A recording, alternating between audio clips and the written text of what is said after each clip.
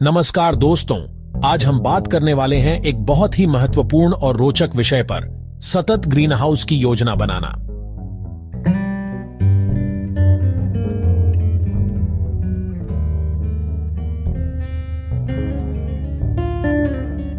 Green house यानी हरित गृह एक ऐसी संरचना है जहां पौधों को नियंत्रित वातावरण में उगाया जाता है।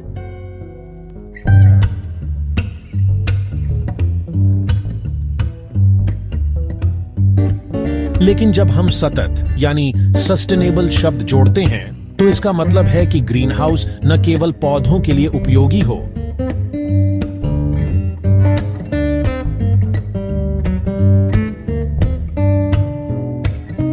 बल्कि पर्यावरण के लिए भी सुरक्षित और ऊर्जा कुशल हो।